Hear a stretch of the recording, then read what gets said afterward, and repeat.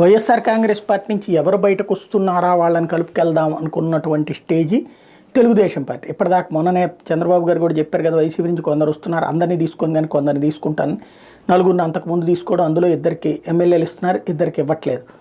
అట్లాగే మొన్న పార్థసారథికి నూజివీడి ఇవ్వటం ఇది జరిగింది. ఇలాంటి దశలో మరి తెలుగుదేశం నుంచి నిన్ననే పార్థసారథి అక్కడికి వెళ్ళడం వల్ల ముద్దరబోయిన ఇటు వచ్చారు.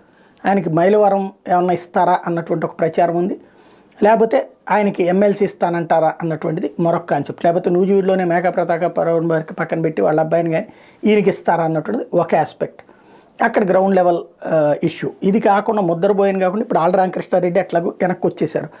కాకుండా ప్రస్తుతం ఇది ధృవీకరించట్లేదు కానీ వినబడుతున్నటువంటిది వైసీపీ సర్కిల్స్లో మచిలీపట్నం ఇప్పుడు దీనికి ఇస్తున్నారు కదా జనసేనకి, కాబట్టి అక్కడ మచిలీపట్నం ఎంపీగా కొనకళ్ళకి అవకాశం లేదు కాబట్టి కొనకళ్ళ నారాయణ వైసీపీ వైపు చూస్తున్నారని, రాయచూటి మాజీ ఎమ్మెల్యే రెడ్డెప్ప గారు రమేష్ రెడ్డి వైసీపీలో చేరే అవకాశం ఉందని, పాణ్యం మాజీ ఎమ్మెల్యే గౌరు చరిత కుటుంబం కూడా వైఎస్ఆర్ కాంగ్రెస్ పార్టీ వైపు చూస్తుంది అన్నటువంటి ప్రచారం నడుస్తుంది.